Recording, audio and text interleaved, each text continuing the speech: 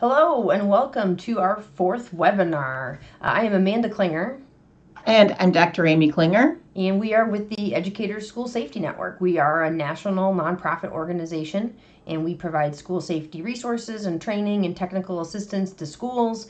And one of those resources that we provide free of charge is a series of online professional development. And this webinar, number 4, is our fourth webinar and our last one of 2019. So we're glad that you are joining us.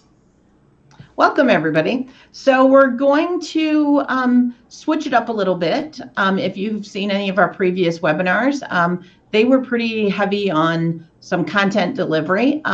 Today, we're switching it up a little bit and sort of turning it back to you, the viewer, in terms of making some reflection and some self-assessment and really kind of taking a critical look at what's happening in your school in regards to school safety. So for this webinar, think of Amanda and I as the old critical friend from the PLC language of somebody that's going to raise some questions and sort of prod you to look a little bit reflectively at what's going on in your school.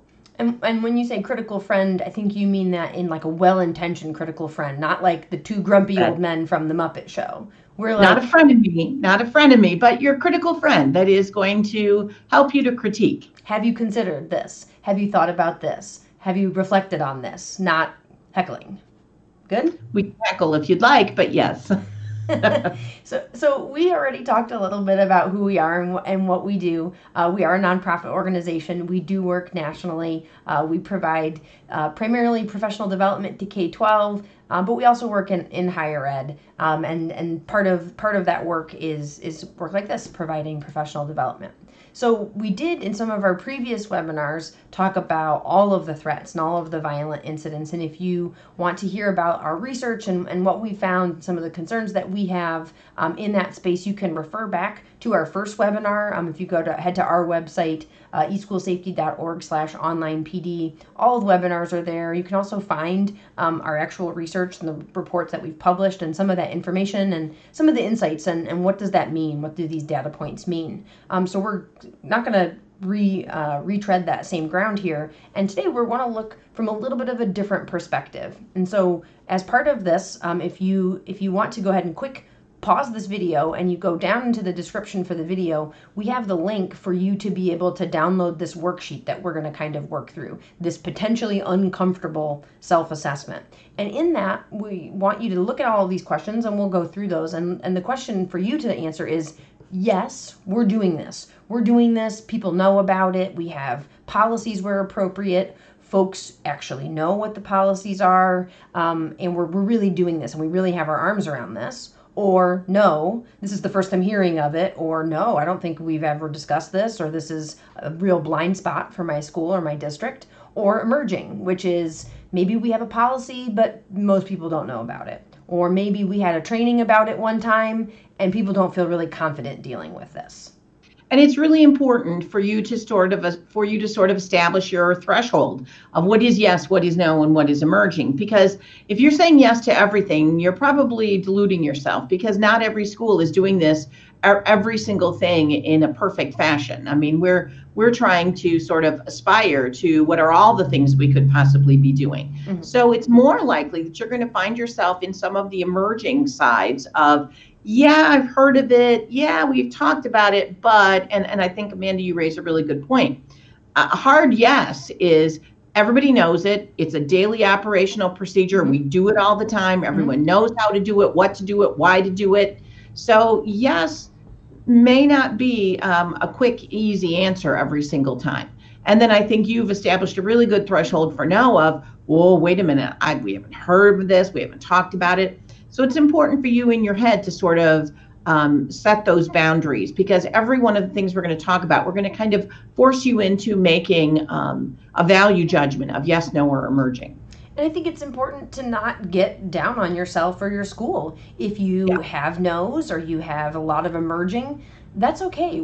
In school safety, we're not looking for perfection. We're looking for continuous improvement because a thing that might be a yes today, there might be a whole bunch of staff turnover. and all of a sudden 20% of your people don't know about the policy, that's no longer a yes, and that's okay. So make sure that, it's important for this to be potentially a little bit uncomfortable, and hopefully at the end you feel like we have a lot to do. It's not that we're terrible and we're awful and we don't care about students, we don't care about safety. It's we've got work to do, and you know what? That's every school in America. So you can't feel bad about that. You should start out by giving yourself a bit of a pat on the back that you're willing to endeavor to have this conversation. Yeah. That you're sitting here watching this video and really making some of those value judgments and determinations. That's the huge first step of, I care about this, I want to think about this, I want to reflect on this. So yeah, I think that's a really great point, is, start out with a little bit of positive reinforcement of, there's a lot of folks that are never going to have this conversation. So you're already a step ahead by your willingness to endeavor to reflect on this. So let's get started. We want to look a little bit from a different perspective than we typically do when we have conversations about school safety, and that's really important because we oftentimes don't see that dynamic. So we want to look at school safety from an education, not just a law enforcement perspective. And so we want to look at a variety of different things in that vein of an educational issue where we empower people, where we all have a decentralized role that everyone is involved in. But the very first question is really sort of an overarching question of, does your school have a proactive approach to school safety? Amanda, you want to talk a little bit about what's a proactive approach look like? Sure, and I just did an interview not that long ago for a website that is resources for parents, and they were asking me, what's the big question that parents need to be asking? And the overarching question I said that was most important for parents was, are we being only reactive when it comes to school safety, or are we being proactive as well? And we talk a lot, if you've watched our other webinars, we talk a lot about making sure that we are approaching this work from a proactive and a reactive side. And we're approaching this work from violence, school-based violence and violence prevention, and all the other risks and hazards that a school might face. So when we're looking at this from a different perspective, are we coming at this from an education, not just a law enforcement orientation? Are we approaching this work in a way that empowers folks, not intimidates them? And we talk all the time about drills and exercises that are super realistic and intimidating, and frankly not that helpful for education folks. You alluded to the notion of decentralizing. Everyone has a role to play. If the only people in your school or in your district that have received any school safety professional development are your leadership or your administrators, then we have a lot of folks, faculty and staff, who were totally losing out on their capabilities because they don't have any preparedness or training in this. The thing about prevention, not just response, and you also said about being a part of our daily practice. I think that's the biggest one for me. Yeah. When we ask this first question of, is this part of what everybody there does on a daily basis? Not the only thing we do, but is it part of our daily operations? Yeah, and then that what we're doing is from an all hazards approach, not just active shooter response. So if school safety at my school or my district looks like something that mostly cops are in charge of, mostly the leadership does, I've never really had any training. We had 5 minutes of training at the beginning of the year, and then we kind of forgot about it, and it was only a really scary drill about active shooter response. We have a real problem because we really have one type of thing is all that we're addressing, and we're leaving a lot of things on the table. And you can look at this this is a checklist that we deal with a lot. If we're empowered or intimidated, does the school safety climate at my school tend to empower people or intimidate them? So we have developmentally appropriate training, we have professional development that meets the needs of students and staff, or we have 1 5-minute training at the beginning of the year, and that's kind of the end of the day. Do you want to talk about any of the other ones of this, or? Yeah, and I think that you can sort of see as you look at these that there is kind of this overarching theme of empowerment in terms of we are being unique. We are focusing on the unique skills and capabilities. We are being an education focused. We are not necessarily just doing the quick and easy sort of fix. And really some of that is at the end, if you reflect back on some of the school safety initiatives that have occurred in your school, how do you feel at the end? Do you feel better, like I know what to do, I'm empowered to know what to do? Or do you feel intimidated of, well, now I'm scared about something I didn't realize I should be scared about, or now I'm more confused than I was before, or now I'm unsure, maybe I'm not supposed to do that thing. So all of these descriptions on these two slides really are taking you to the fundamental conclusion of, at the end, do I feel like I am more empowered to do things, or am I just more nervous, apprehensive, scared than I was when I started? And that's the big overarching concern. One of the other things that we also talked about was the whole idea of violence prevention. And one of the ones that if you've listened to any of our podcasts or any of our webinars, that we're really hitting hard on all the time is the whole idea of preventing violence by increasing disclosures. And Amanda, do you want to speak to any of those? Well, I think, we talk about this a lot and in some of our resources about violence prevention, but really part of that uncomfortable self-assessment is looking at, when we talk about removing obstacles to disclosure, what are the things that we as educational professionals or as an institution that we're doing that we certainly don't intend to dampen student disclosures, but that is the consequence. That is where we end up at. And so that, I think, to have a really, really reflective of what are we doing and what does that look like to kids and what does that feel like to kids? Because it feels very different to a student to text this anonymous tip line that I don't know who it goes to. I feel like I'm screaming into the abyss versus I have this teacher that I really care about and she's demonstrated that she really cares about us and that she's really concerned. So I would really caution schools to be really reflective about what are the how does that look to a student? Okay, so decision time. Decision time number one, do you feel that your school has a proactive approach to safety? And you can answer yes, no, or emerging to all of these 5 things. Do we have education-based training, and did I feel empowered at the end? Have I been adequately trained to make decisions, not just to comply, but to make active decisions?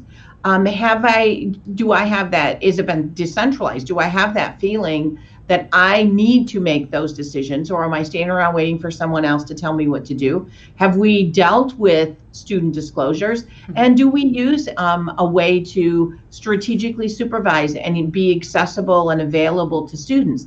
So you may say yes to some of these and no to others, and emerging to even additional ones of those 5. So while there is sort of a yes or no answer in terms of being proactive, what I find to be more important is to really take apart each one of those 5 things and be able to answer yes, no, or emerging to each one of those aspects of that proactive approach. And if you're looking at this table and going, what the heck, what are these questions? It's because you didn't pause the video and grab this worksheet. So do it now. Pause the video. Do it now. Click the link in the description. You can download this as a PDF. You can print it out if you're old school and you want to highlight it or you want to write on it, or you can have that digitally. And you might want to send that worksheet and this webinar to some of your colleagues and see if maybe other folks have a little bit of a different perspective on that. So click the link in the description, use the worksheet. This webinar will be a lot more interesting and rich for you if you're able to utilize that resource as well.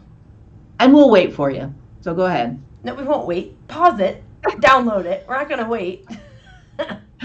I mean, we're going to digitally wait. So.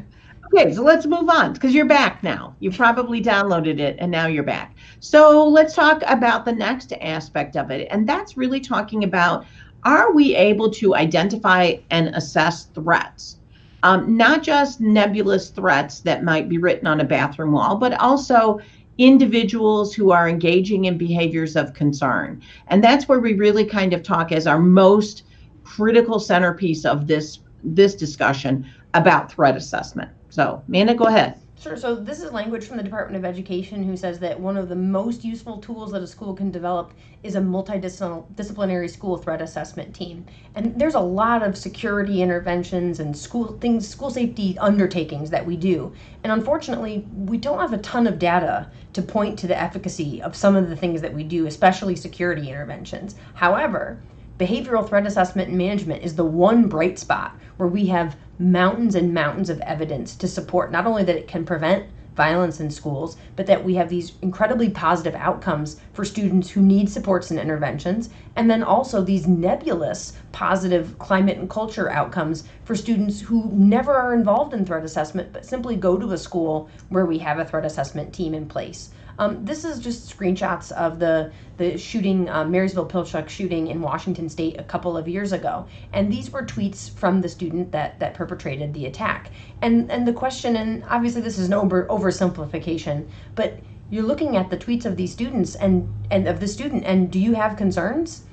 Yeah, I have some concerns. A lot of other kids did as well. And other students did. And so the question is, how do we identify and assess and manage individuals of concern? Threat assessment is a fact-based, investigative way to determine how likely someone is to carry out a threat of violence. So it's not based on stereotypes or feelings or my gut reaction. It's based on facts.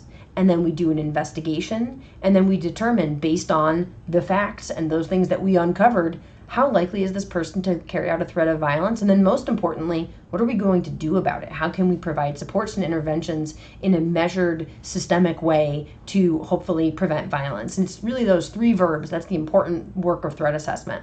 Identify, assess, and manage individuals of concern. And I gave the example of an active shooter at a school, but threat assessment is not just about active shooter. It's who is at risk for violence against themselves, being self-harm, suicide, substance abuse, risk-taking behaviors, or others, whether that's violence in really dramatic forms or in a lower level quotidian violence that we see in schools. Obviously, threat assessment is not something that I can cover in the 3 minutes that we talked. And we have a lot of resources on our website. There's resources from the Secret Service, from the University of Virginia for their model of threat assessment. There's a lot of resources out there. And if this is something that your school is not already doing, this is probably the most important thing that we recommend for schools. Do you want to add anything to? Yeah, I think it's really, stay tuned, because in 2020, our upcoming webinars will talk about threat assessment in terms of it. One of our concerns, or an emerging concern I have, is what is threat assessment and what it is not. And sort of this false sense of security of, we have this little checklist and we filled out a couple of things and we're calling it threat assessment. So if you are looking at this going, yeah, this is a big area of concern, and it probably is, because frankly, there's not that many places that are doing threat assessment or that are doing it well, then stay tuned, because that's one of the webinars that we'll be doing early on in 2020, is to really help people to critically examine what is threat assessment, how do we do it well, and what are the pitfalls we have to avoid if we're going to do threat assessment. So I'm going to go out on a limb and say threat assessment is probably going to be pretty high on some of the lists here of some of you reflecting on, no, we don't really do this, or maybe it's just emerging. So don't beat yourself up about it, but make a resolution that that's one of the things that needs to happen pretty quickly, because it is incredibly powerful and valuable, and it really gets to the heart of much of what we're trying to accomplish in school safety. So decision time. We've got items 6, 7, 8, and 9 there. Do we have a building level threat assessment team? Have we trained people in how to identify and report threats, both what they see, but also what's reported to them or disclosed to them, or individuals who are engaging in behaviors of concern? Do we have a means to gather referrals from other people other than staff members? And do our administrators have adequate training to really make those determinations about what are we going to do about this threat? How quickly do we need to act? How do we bring the threat assessment team into it? So 6, 7, 8, 9 there, you may have pretty much a continuum of answers, but all of those things are going to be critical in the threat assessment process. So that's our next decision point. Well, and I wanted to say one thing about the timeline and this time of year. I think people get concerned like, oh, well, we can't really do any new school safety stuff because it's spring. We can't really do anything into the fall. Actually, the most time that we do threat assessment training when we come into a school or a district and train threat assessment teams is in the winter. It's a Yeah. really good time. It's kind of a time where people have a little bit of time to be able to think critically about this stuff. And then it gives the school or the district the opportunity to draft the policies and procedures and start to pilot the program so that when And even working on the logistics of it. Sure. So that when you come back in the fall, that you can really roll out a program that you've had time to think about, and that we really had time to train about it and think how we want that to look like in the procedures, and that we can have communications with our students and our parents and our other stakeholders when we come back in the fall, and that you really start to roll out a program in a more formalized way. So that's a really good opportunity if that's something that you need in your school district. Certainly we provide training in that. There's other organizations that do that, and I would really encourage you to not be deterred by the time of year, but to get started. All right, so let's switch gears a little bit. And now we're going in a little different direction. Do you have an accurate picture of what is the current level or the state of school safety and security within the building? Do we have a good picture with a fresh set of eyes and an objective criteria of what's actually happening in each one of our buildings? And let's talk a little bit about what that looks like. So we just talked about threat assessment. So threat assessment is about people. It is about behaviors. It's about a person who might be at risk for violence against themselves or others. Once you have a threat assessment team trained up, you convene that team as the need arises. So when there's a threat, when there's a concern, you convene that team. What we're talking about in this one, when we're talking about do you have an accurate picture, we're talking about vulnerability assessments. So this is, we're looking at stuff. We're looking at your procedures, your practices, the physical facility. The vulnerability assessments should be scheduled and routine, and we're looking at things, not people. We do a lot of vulnerability assessments for schools, and we come in, and there is that physical security assessment side of it, but also what we're looking at equally, and I would say even sometimes more so, is what are we actually doing? Is there a discrepancy between here's what we have written down, here's what we say we do when we sign in visitors, but yet we haven't had a visitor sign in 3 months. Clearly there's a discrepancy between what we say we do and what we actually do. And I try not to put on my attorney hat and try not to be too obnoxious about it too much, because everything that we do in school safety we should do just because of the moral and ethical imperative we have of caring for other people's children.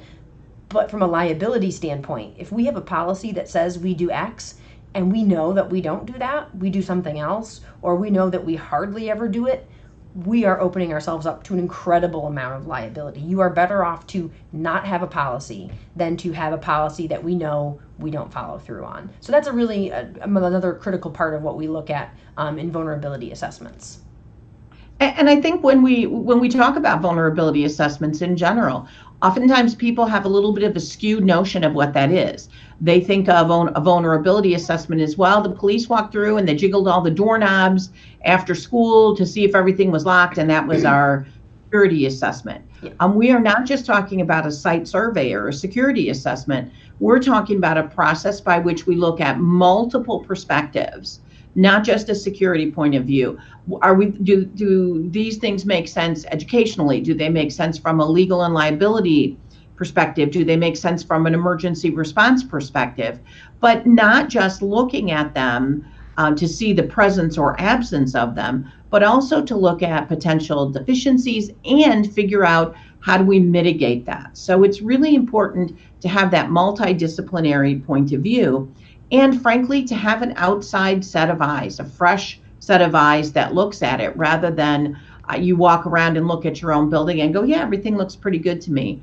Many school districts have never had a vulnerability assessment or a security assessment, or if they have, it's been quite some time ago. And typically it's always from that security perspective of, is everything locked? Mm-hmm. And I think that we need to be about looking at things way more than just access control. So when you're answering this question for your school, you can't really answer yes if, well, we had the police come in and they looked at all the doors and then checked all the windows, and that's not a vulnerability assessment. So you really need to hold yourself to the standard of, have we really done a good job of looking at what our deficits are and creating mitigation solutions for those? Have we really looked at multiple perspectives?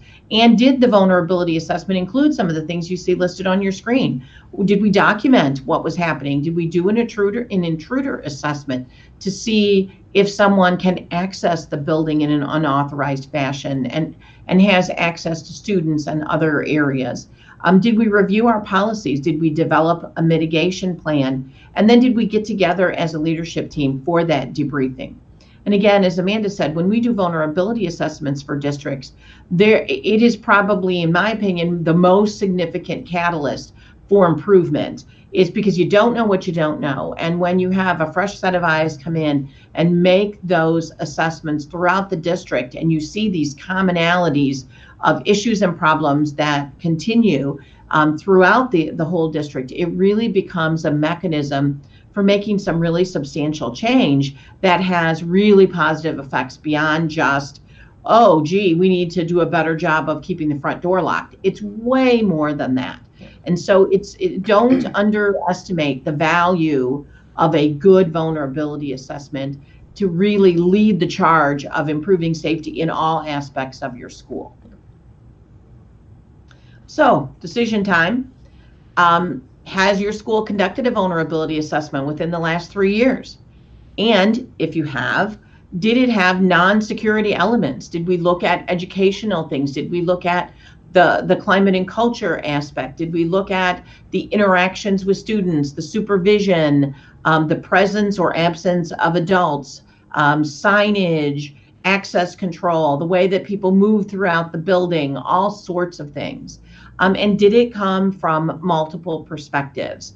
Again, our team consists of legal experts, educational folks, emergency management folks, emergency responders, and those perspectives are really critical, because it can't just be one determination. It needs to be looking at what's happening in a building from all those perspectives. So there's you may be answering yes, no, or emerging in a variety of different ways for those 3 questions. So that's vulnerability assessment, sort of a general sort of thing. Now let's get a little more specific about an area that we think is pretty underserved. Well, also, quickly, in the description for this video, we also have a link to a resource that we have of what makes a good vulnerability assessment. Beyond these 3 questions, we have a resource that's a couple of different pages of what are the elements of a good vulnerability assessment, what do we need to look for if we're seeking to engage with a company to do one for us, or if we're going to try and do one ourselves, and that can be a little bit of a guide, an additional resource for that. Good catch. All right. So go ahead. You did so good, I'll let you go on with this one. Sure. So the next section we want to talk about is your school or your district prepared to prevent and respond to bomb threats, incidents, and detonations? And the reason that we use that terminology of threats, incidents, and detonations is because I think sometimes people have this misconception that bomb threats are only threats. Whereas we have had detonations in schools in recent years, not typically catastrophic. Every year. At least every year. Yeah, and typically they're not, catastrophic with a lot of fatalities, or you would have heard about them on the news. But we do have incendiary and explosive devices that are detonated in our schools every year. And then we have a lot of bomb incidents, which are things where people thought that there was a bomb or thought there was an explosive. And typically it turns out that it wasn't anything, which is fine and that's wonderful. But for a period of time, people were responding and were evacuating and were acting as if there was an explosive device. And so we still need to have appropriate policies and procedures to deal with threats, incidents, and detonations, and all those different ones. And I'll direct you back to our violent threats and incidents report from our first webinar, or download it from our website to really get a feel for what in general is happening. But in general, you're going to see that there is a continued increase. They typically occur all year round. It's not just a high school issue. It's really going to be a concern for all schools. And it isn't always threats. And even if it is just a bomb threat, you're going to see lots and lots of instances of where it was very chaotic, it was very disruptive, there was a lot of anxiety around it, it was a PR nightmare. So there's both this harm aspect, and then there's the anxiety and the trauma aspect of it, both of which are really detrimental to school districts. So we talk about the policies and procedures, and again, what is the policy that we have, what are the procedures, and then more importantly, Do people know about those policies and procedures? Are people ready and able to enact those policies and procedures? There's sometimes this misconception that, oh, law enforcement will just take over. And that's not the case. Language here from DHS and FEMA indicates that individual jurisdictions will determine the extent to which responders help decide whether to evacuate or not. And so you will be, if you have a bomb incident or a bomb threat, you will be working with law enforcement, but this is not going to be a time where law enforcement just takes over and you follow directions. That will be something that there will be a education component, as there should, in some of the decision making. And it's been our experience when we work with schools that oftentimes bomb incident protocols are completely absent.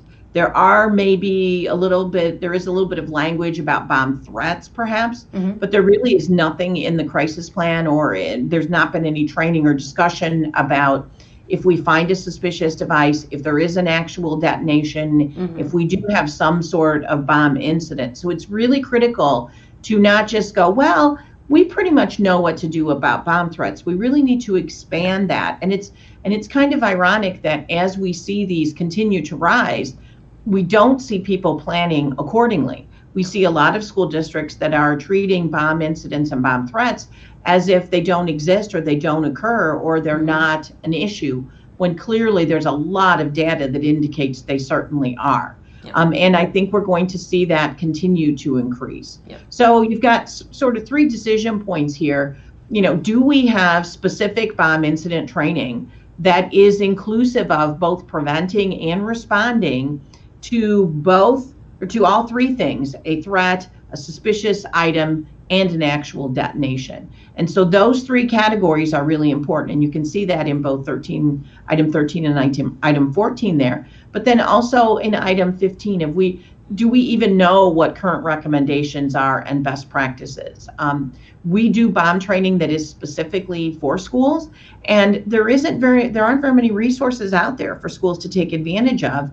And oftentimes it's kind of a situation again of people haven't really thought about it. They're so heavily focused on active shooter that they're leaving themselves very vulnerable for an area that we know occurs and that we know can be really traumatic and disruptive, even if there is no detonation. Yeah, and what's really unfortunate is the FEMA and DHS training about bomb incidents in schools.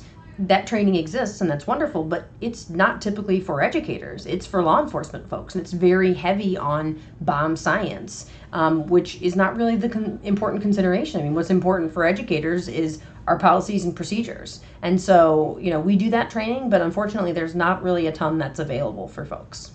Yep.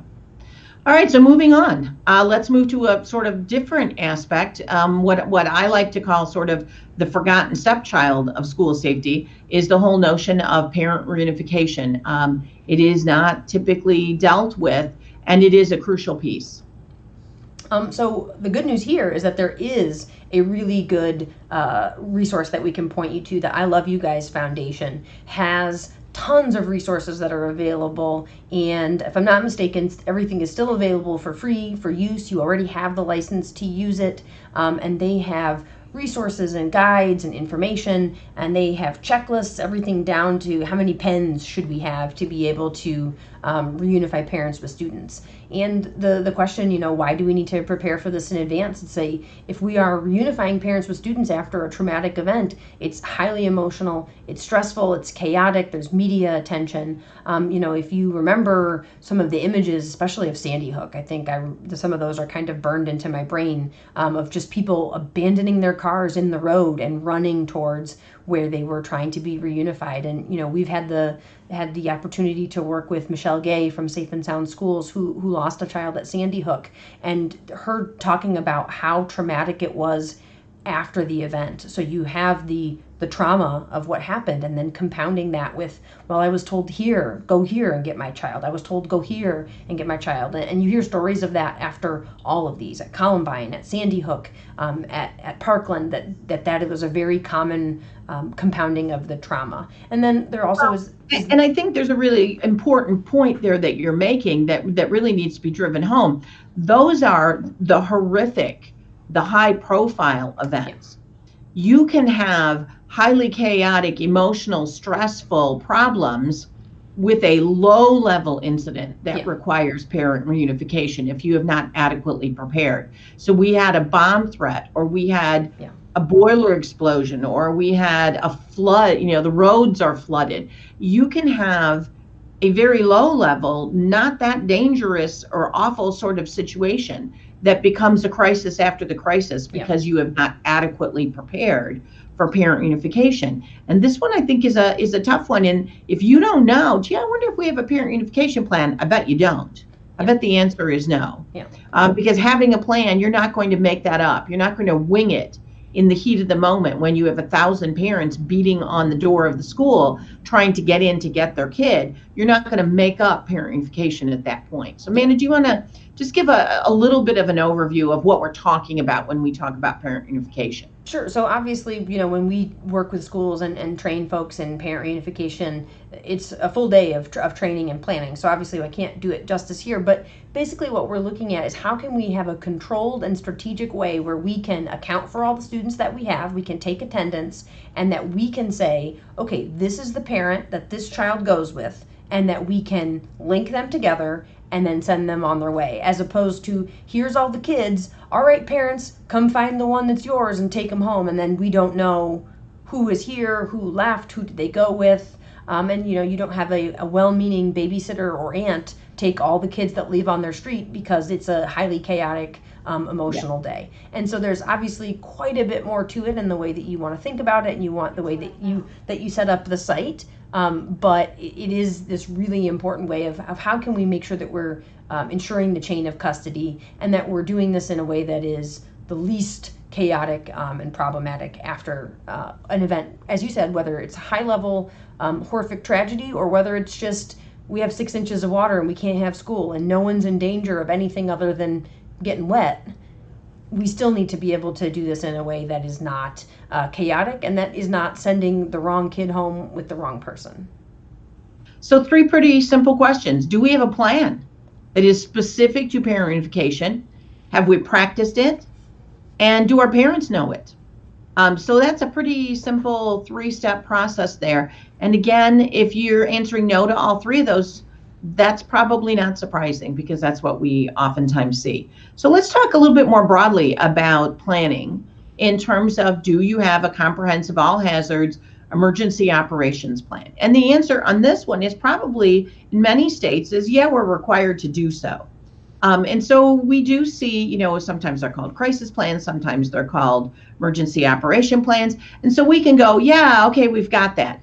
But then we want to push you just a little bit to look at some of the elements that might be missing from your plan. So maybe you want to pause again and go pull that off the shelf, dust it off, and take a quick look at it. Have we given adequate consideration to special education and special needs, medical sort of situations, assistive technology devices, medications, those sort of things?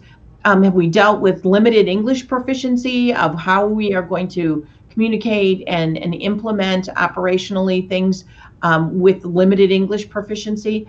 Have we built in continuity of operations when we no longer have access to this building? How are we going to continue to function as an organization?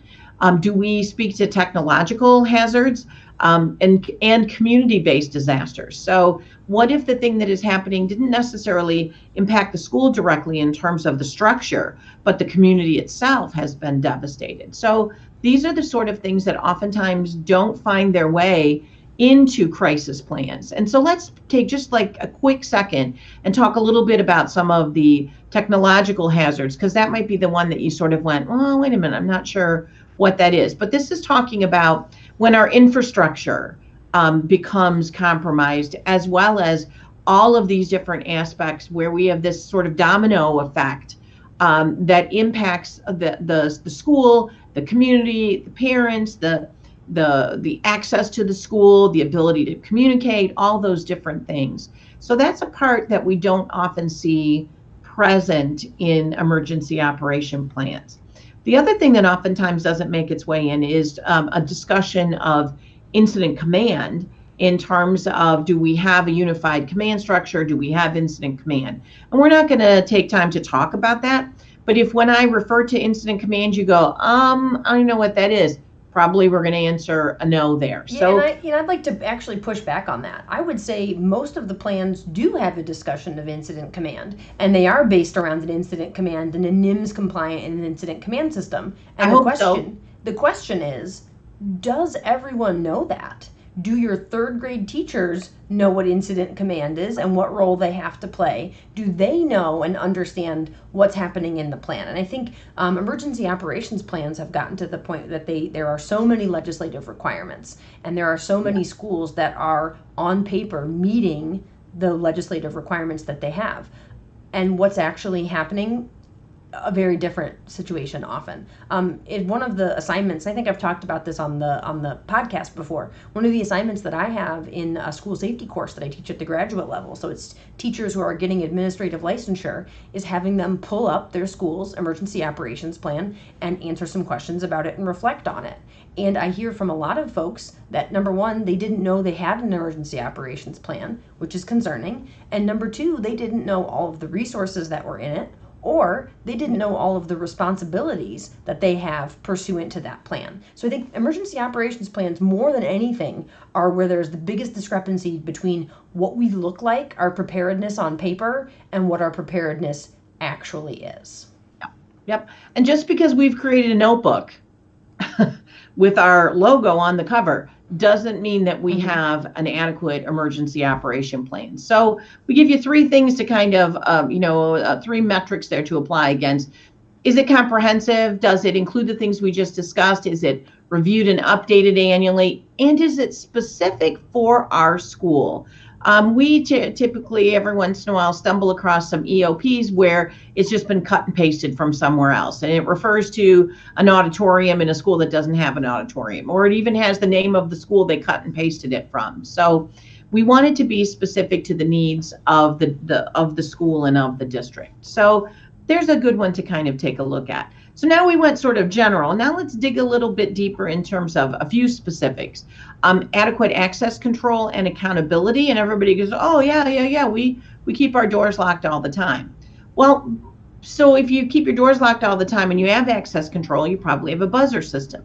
And we see buzzer systems being really used very, very ineffectively, quite frequently, where you stand outside and push the button, I stand inside and push the button, and you walk in. And it doesn't matter whether I know who you are, or you look suspicious, or you have something, an item that looks suspicious. Doesn't matter. It's you push the button, I push the button, come on in. And so have we adequately made provisions for that? Have we trained the person to screen for visitors, and really developed a protocol for admit, deny of can this person come in or can they not? And what do we do about that? So that's really critical. And again, typically we don't see that very often. So that's an important piece. But then also the whole notion of practices that deter and defend. Do we engage with visitors who come in, or once they're in and they've been buzzed in, can they go wherever they want? Do we have them sign in? And everybody's sitting here going, oh yeah, we have people sign in. Well, okay, but the volunteers don't have to sign in. And well, sometimes we ran out of badges. And so you really need to give sort of that hard critical look of, is this something that we consistently do? Not just we go through the motions and say that we do it, but do we actually really critically do this? And do we know how to account for who's in our building, and how did they get there, and what are they doing there, and are they in the place where they said they were going to go? And frankly, in the vulnerability assessments that we see, schools don't do a very good job of that.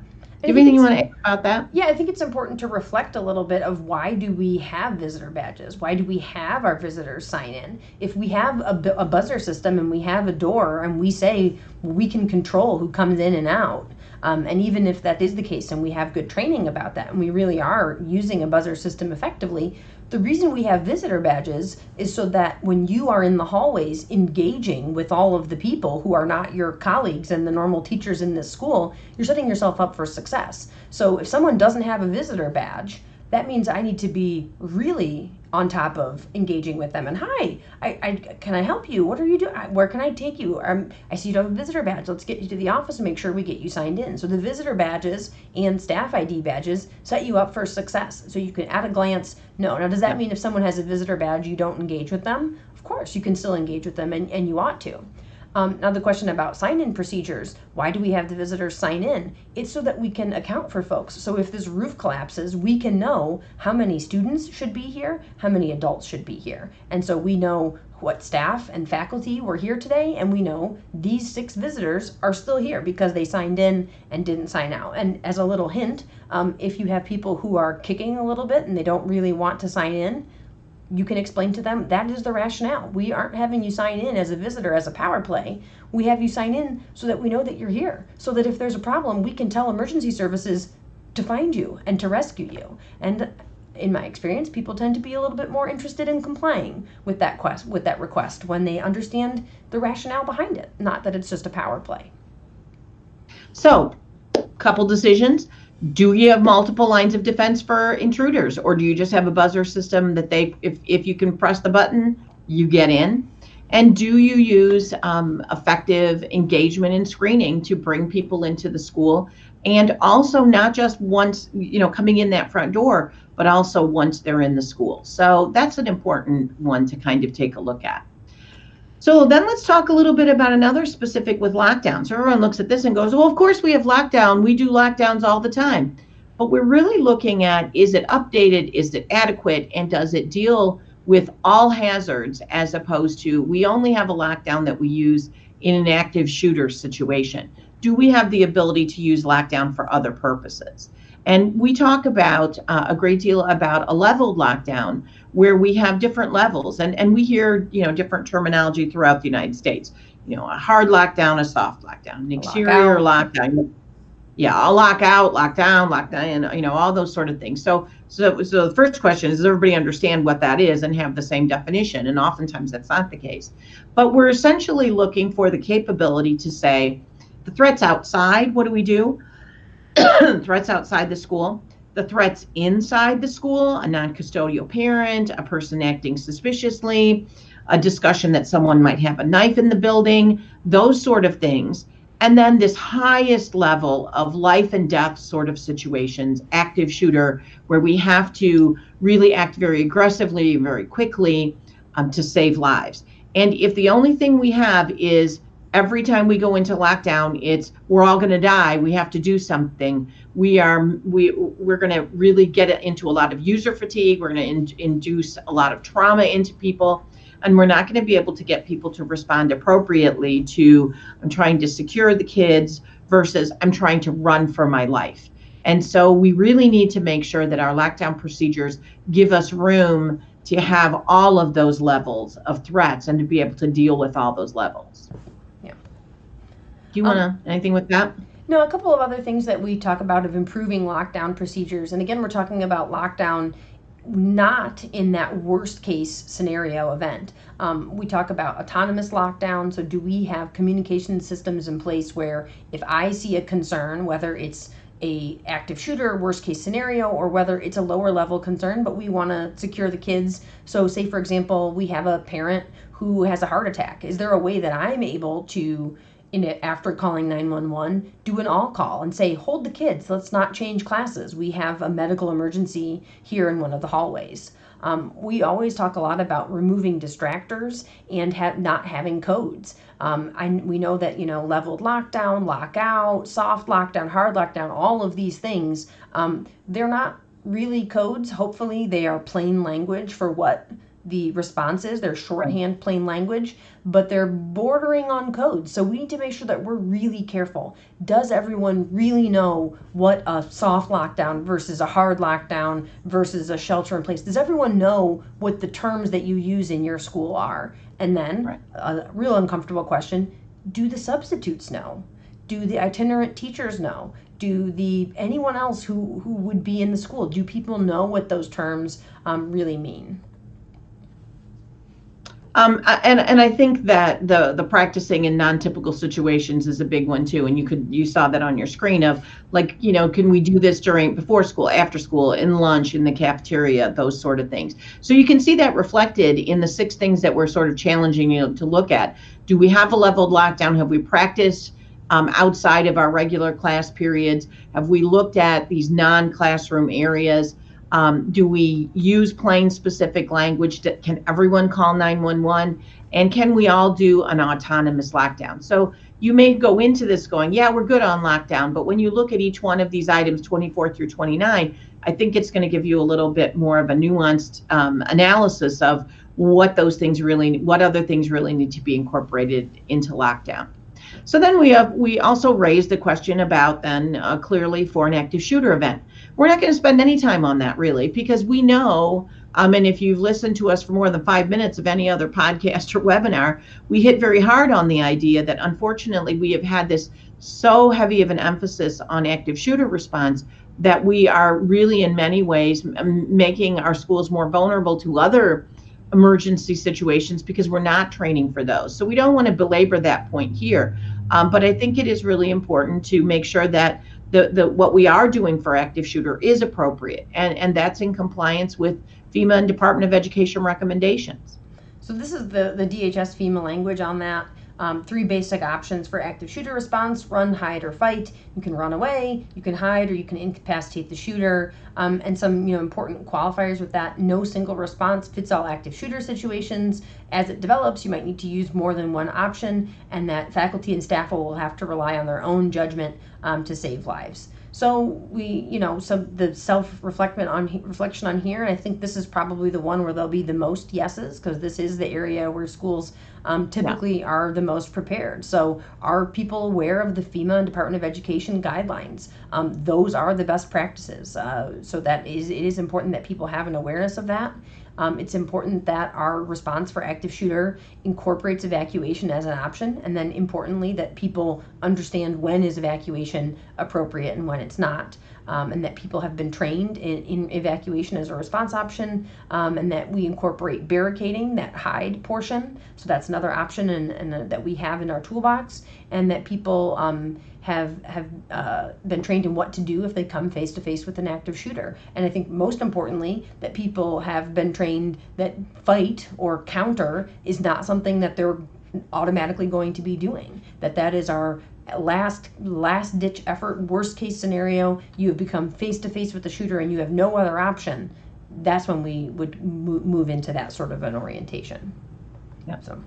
And last but not least is one that maybe you hadn't really considered at all. That is a little bit, might be considered to be a little bit outside of the scope of school safety. But I think, and we've been talking about this for a long time, that it is really a critical part of prevention and planning and response is, have we worked with our students about social media use during a crisis event? We don't get an opportunity to talk about this a ton, but we see the implications of it all the time. And so I think it's, even though we don't have time to really give you a lot of content about it, I think it's important for us to maybe jumpstart your thinking on this.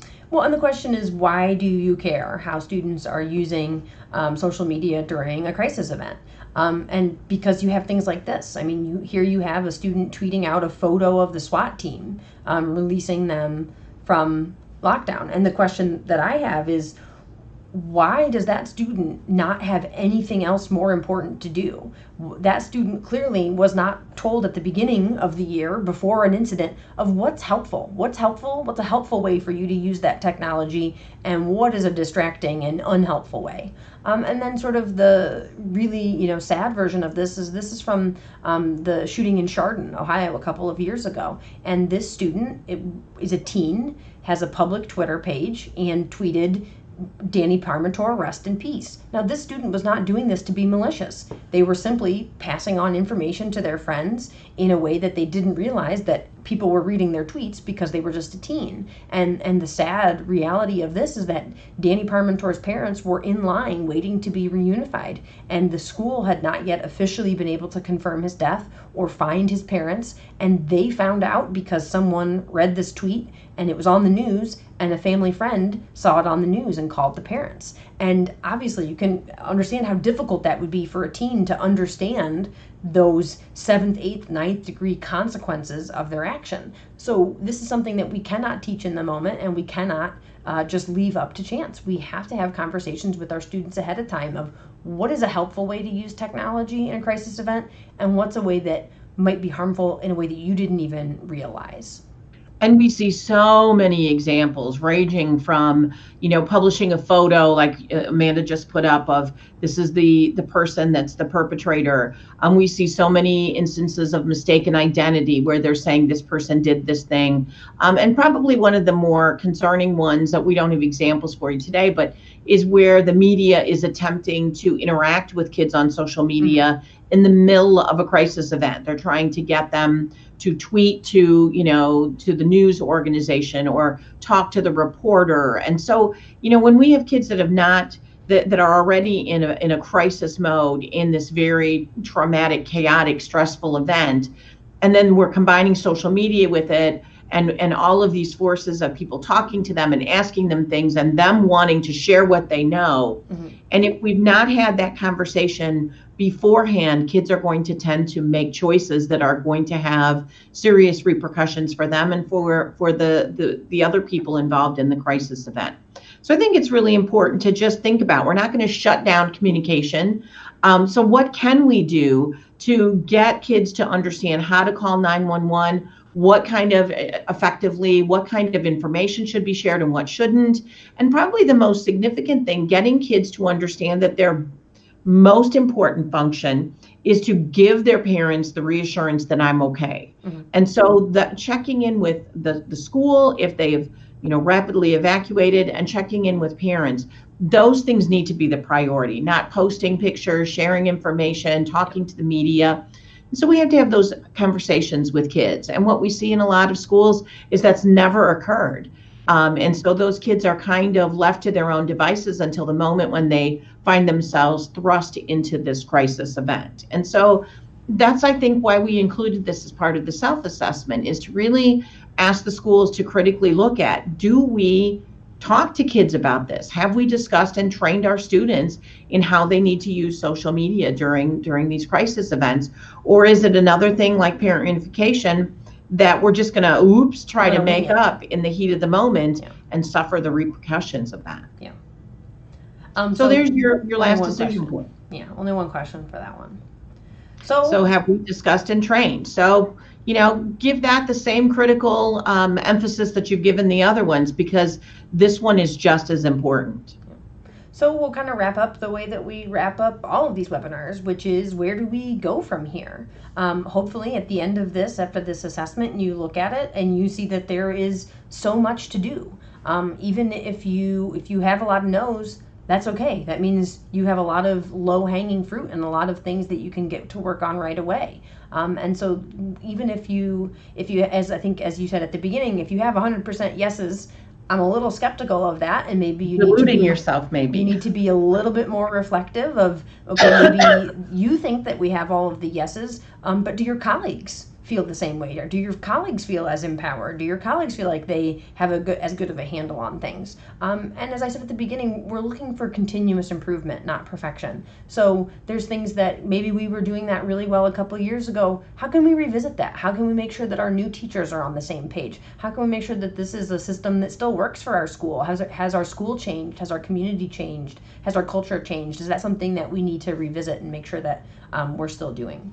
So if there's someone that you wish had seen this webinar, and again, welcome to the folks who are joining us live today, but if you're watching this and you go, oh, this colleague should have done this, I have this other colleague who would love this, who would think this really interesting, you can send them to our website, eschoolsafety.org/webinars.